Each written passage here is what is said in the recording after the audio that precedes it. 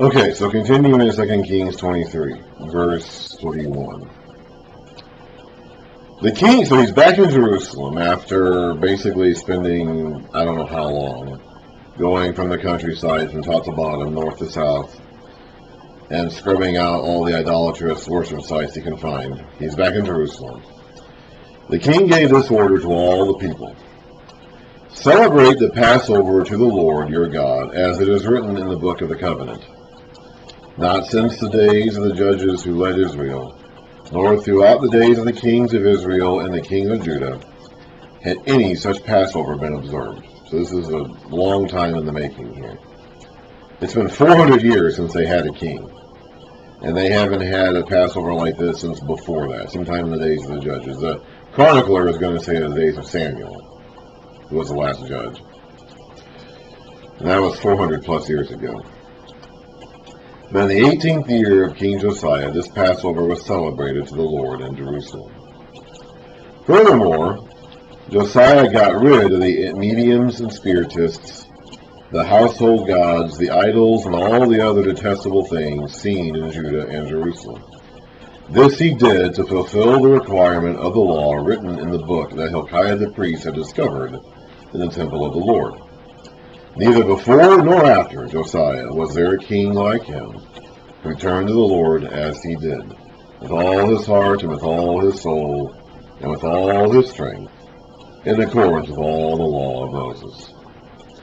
Nevertheless, the king did not turn away from the heat of his fierce anger, which burned against Judah because of all that Manasseh had done to provoke him to anger. Manasseh wasn't alone in this.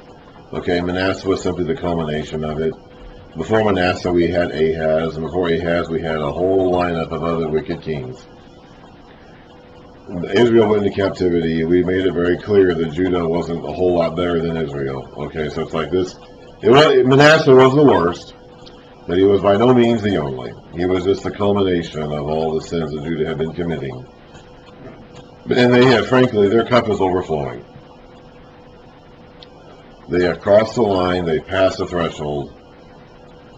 God cannot relent. God cannot relent from sending calamity on them any longer. But he will delay it for Josiah's sake, which we read about Huldah the prophet is saying. That Josiah's own personal righteousness and renewal of the covenant before God is not going to be enough to save the nation as a whole. I believe this is probably around the time Zephaniah uttered his prophecy. We read Zephaniah before already.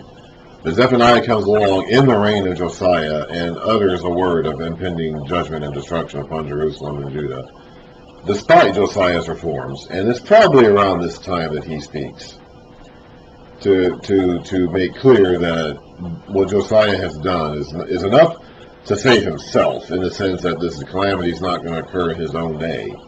But it's not enough to turn back God's judgment against the nation. It has to happen. It has. Josiah, ultimately, what he's really accomplishing here is going to be, he's laying the groundwork for the community to purify itself during the captivity and after, when they come back from exile. This is not, Josiah's work here, reforming the nation, is not going to do much to whip them into shape now. Okay, it's like, as soon as he's dead, they're going to go back to their old ways. Like, these people that Josiah is with at this point in time are not going, they're not thoroughly cleansed. Okay, it's like maybe they took a bath, maybe they clean their bodies, but they haven't been transformed from the inside out, like maybe Josiah himself may have been. And so really what he's doing is he's laying the groundwork for the community to finally be purified during and after the exile, when they go into exile and when they come back. Essentially, that's the long-term benefit of Josiah's reforms. But that generation itself is not going to end up being any better off after Josiah's death than they were before. So nevertheless, the Lord did not turn away from the heat of his fierce anger, which burned against Judah because of all that Manasseh had done to provoke him to anger. So the Lord said, I will remove Judah. This might be through the words of Zephaniah. This may be a veiled reference to Zephaniah's prophecy. Who knows? I really don't. But it's possible. it seems likely to me that Zephaniah ministered around this time with his message. So the Lord said, I will remove Judah also from my presence, as I removed Israel. And I will reject Jerusalem, the city I chose, and this temple, about which I said, there shall my name be. Now, Isaiah had already indicated this 100 years ago. Isaiah had already said that they were going to go into captivity and they were going to come back from it eventually. I'm having cat problems. But he's reinforcing that message now that we're getting close to it actually happening.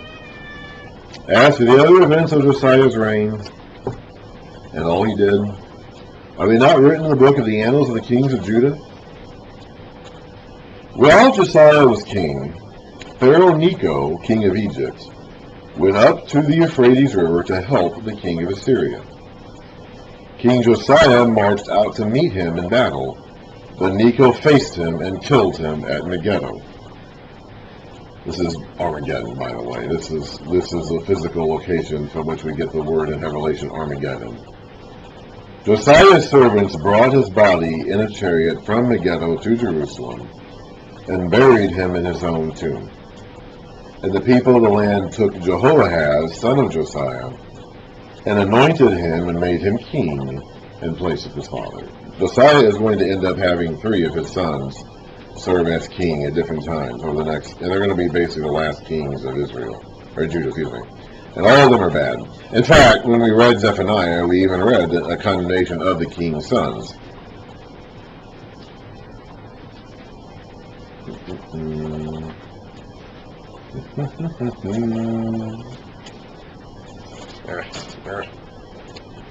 Zephaniah 1, verse 8, on the day of the Lord's sacrifice, I will punish the princes and the king's sons, and all those clad in foreign clothes. So the king's sons are going to be punished. Josiah's own sons, and 3 of them are going to end up being king of Israel, or Judah, excuse me, and all of them are going to be bad kings, and they're all going to meet bad ends. They're all going to be punished.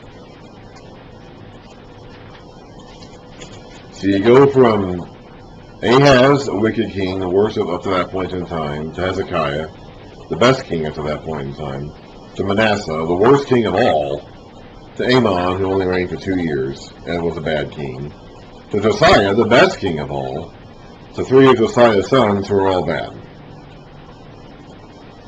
So the righteousness of the father, or the unrighteousness of the father, does not translate down to the son. It's up to each man to make his own decision whether he's going to live for God or not. And you see that even demonstrated in the lives of this generation of kings of Israel from Ahaz on down. Okay, so let's read about the Chronicles account of Josiah's life. We read about him getting the message from Huldah, the prophetess, getting the word of the book, the words of the book of the law read to him, and then tearing his clothes and rending his garments and saying, go find counsel for me. They found that from Huldah, the prophetess living in the 2nd quarter, wife of the man who kept the wardrobe. They took her answer back to the kings. This is 2 Chronicles 34, starting in verse 29. Then the king called together all the elders of Judah and Jerusalem. He went up to the temple of the Lord with the men of Judah, the people of Jerusalem, the priests and the Levites, all the people from the least to the greatest. He read in their hearing all the words of the book of the covenant, which had been found in the temple of the Lord.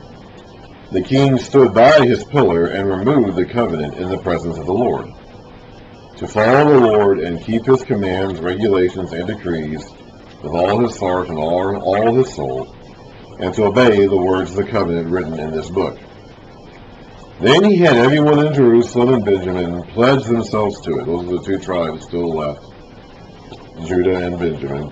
People in Jerusalem and the tribe of Benjamin pledged themselves to it. The people of Jerusalem did this, in accordance to the covenant of God, the God of their fathers. Judah removed all the detestable idols from all the territory belonging to the Israelites, and he had all who were present in Israel serve the Lord their God. That's a very brief account that we got done. 2 Kings goes into much more detail about that. The chronicler just kind of references it all there in that one sentence. As long as he lived, they did not fail to follow the Lord, the God of their fathers. The chronicler is much more interested in giving us more information on this Passover. He doesn't talk a lot about his, he kind of assumes you already know about Josiah's Reformation attempts, so he doesn't go into detail about that. But there's a lot of information on this Passover that the guy who wrote Kings leaves out, and the chronicler wants us to know. Josiah celebrated the Passover to the Lord in Jerusalem, and the Passover lamb was slaughtered on the 14th day of the first month. He appointed the priests to their duties, and encouraged them in the service of the Lord's temple. He said to the Levites, who instructed all Israel, and who had been consecrated to the Lord, "Put the sacred ark in the temple that Solomon, son of David, king of Israel, built. It is not to be carried about on your shoulders. Now serve the Lord your God and his people Israel." I don't know where the ark was before this. I certainly don't know where it is after this. We'll never hear about it again from this point onward. Apparently, at some point, it was supposed to be in the temple. That's where it was supposed to be. From the time they built the temple, they built it to hold this box. Okay? The whole reason why David wanted to build this temple was so that the house of God, God could have a house instead of a tent. Because David thought that God was literally on top of this ark. And he wanted David was living in a palace, and God was living in a tent. His ark was in a tent. And he thought that was not right, so he wanted to give God a house. And so then Solomon ended up building this temple, and they put the ark there. The ark was supposed to stay there. It wasn't supposed to be moved again after that. I don't know. Obviously, at some point it had been. At some point, it had been moved out of the place where it was supposed to be, and they were carrying it around on their shoulders again, which is how they always carried it, because they had those rings. It had those poles that were inserted at the bottom on the sides of those rings. So they were carrying it around on their shoulders again for some reason. And I don't know why they were doing that, or how long they were doing that, or when they started doing that. But in the days of Josiah, when he's reforming the land, he tells them to stop doing that and to put it back in the temple, which is where it's supposed to go. And we will never hear about the Ark of the Covenant again.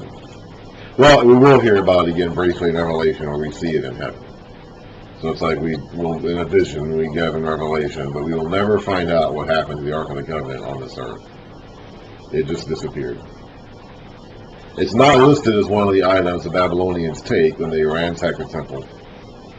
So no one knows where the Ark of the Covenant ended up after this. This is the last time, here in 2 Chronicles 35, it's the last time we'll ever hear of it.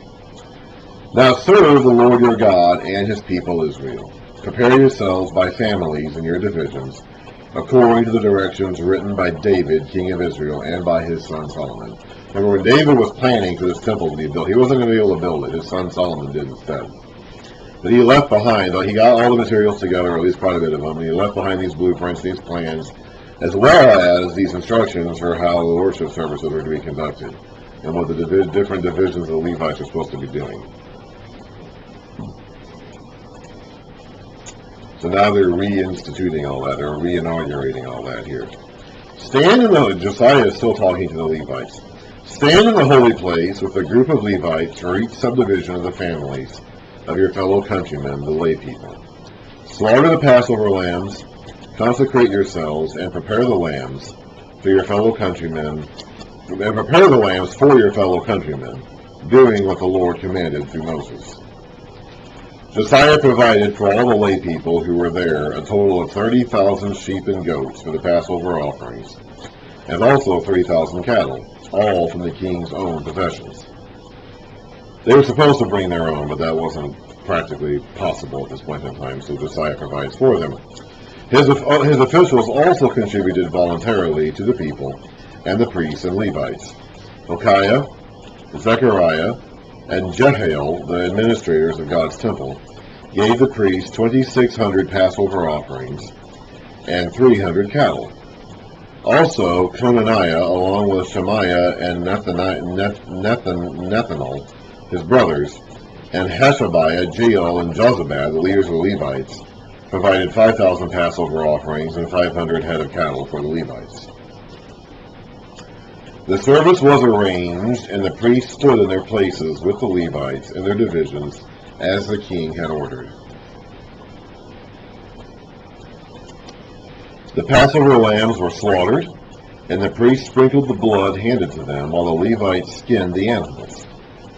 They set aside the burnt offerings to give them to the subdivisions of the families of the people to offer to the Lord, as is written in the book of Moses. They did the same with the cattle. They roasted the Passover animals over the fire as prescribed, and boiled the holy offerings in pots, cauldrons, and pans, and served them quickly to all the people.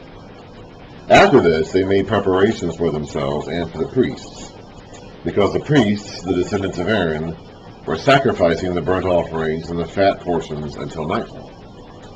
So the Levites made preparations for themselves and for the Aaronic priests.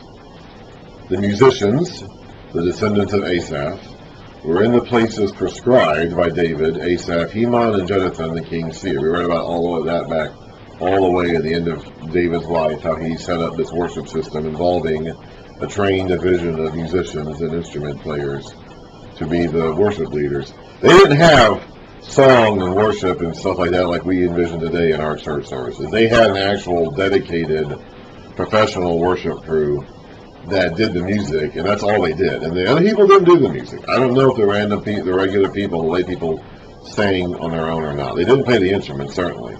That was all done by the professional musicians that were part of the Levi tribe. That was their job. They were professional worshipers that did this in the temple.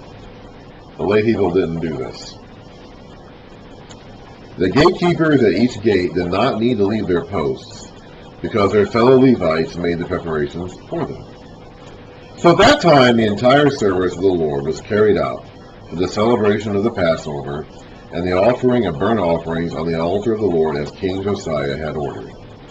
The Israelites who were present celebrated the Passover at that time and observed the Feast of Unleavened Bread for 7 days. The Passover had not been observed like this in Israel since the days of the prophet Samuel, who was, of course, Israel's last judge, and none of the kings of Israel had ever celebrated the Passover as did Josiah, with the priests, the Levites, and all Judah and Israel who were there with the people of Jerusalem. This Passover was celebrated in the 18th year of Josiah. Even Hezekiah, his great Passover, didn't meet the criteria and the standards as perfectly as Josiah's did. After all this, when Josiah had set the temple in order, Necho, king of Egypt, went up to fight at Carchemish on the Euphrates. And Josiah marched out to meet him in battle. 2 Kings tells us he went out to help the Assyrians. This is 609 BC. Josiah became king in 640 BC. He reigned for 31 years. So he dies in 609 BC. At this point in time, Assyria has fallen. Babylon overtook Assyria in 612 BC. So Babylon is now reclaiming its place as a dominant power in the world. Assyria is still hanging on, and they are settled, I think, in Haran or somewhere west of their capital in Nineveh. Nineveh has fallen. The prophecy of Nahum has come true. Okay, the prophecy that Jonah wanted to declare 200 years earlier has happened. Assyria has fallen, Nineveh has fallen. The survivors of Assyria are now hiding out to the west of Nineveh, I believe in Haran or somewhere in northwest Mesopotamia. Babylon is after them. Okay, Babylon is not going to let go of this grudge they've had against the Assyrians for centuries. And Pharaoh Necho of Egypt is an ally of Assyria. For whatever the reason, the Pharaoh of Egypt has chosen to side with Assyria and wants to help Assyria fight the Babylonians. So that's what he's going out to do. Josiah, on the other hand, for whatever the reason, the text does not indicate why, is an ally of Babylon. He wants to help out Babylon, apparently. We don't actually get Josiah's mindset here. The text, neither here nor in Kings, do we get any insight into what Josiah is thinking. For whatever the reason, Josiah has decided he wants to prevent Pharaoh Necho from helping the Assyrians fight off the Babylonians. So he's going to march out to meet Necho, even though Necho is not out there to fight him and does not want to fight him. And apparently God doesn't want this either, because Josiah is going to die and Necho is going to prevail. And Judah will come under the Pharaoh's control for a short period of time. So for whatever the reason, why ever Josiah wanted to do this is not explained. But it appears as though he's going against God's will here.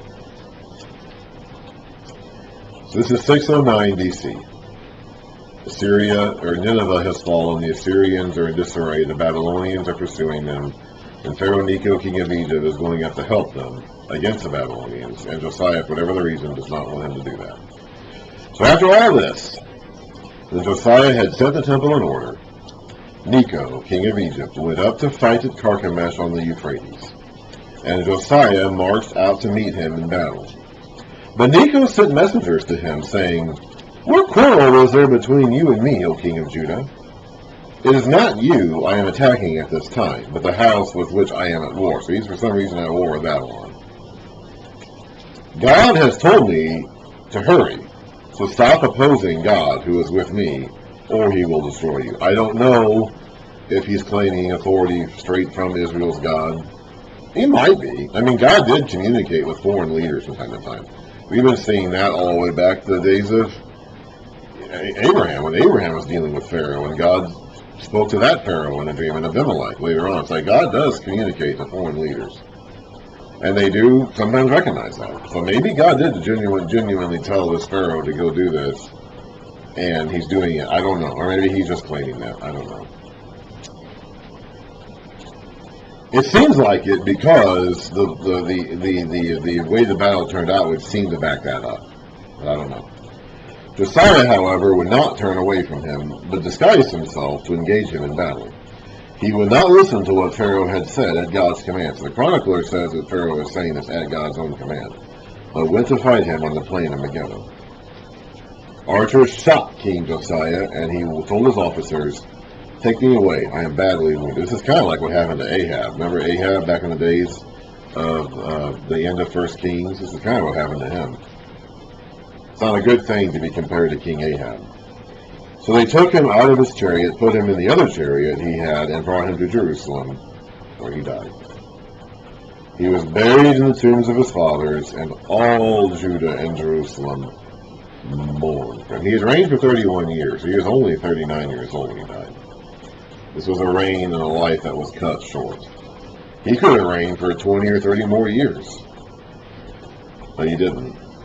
And now Judah is entering a period of darkness. And the good people of Judah and Jerusalem, like Jeremiah and Habakkuk, who we're going to read about in a moment, they know that. Jeremiah composed laments for Josiah, and to this day all the men and women singers commemorate Josiah in the laments. There's a reference again to the professional class of worshipers. These became a tradition in Israel and are written in the laments. The other events of Josiah's reign and his acts of devotion, according to what is written in the law of the Lord, all the events from beginning to end are written in the book of the kings of Israel and Judah. And the people of the land took Jehoahaz, son of Josiah, and made him king in Jerusalem in place of his father.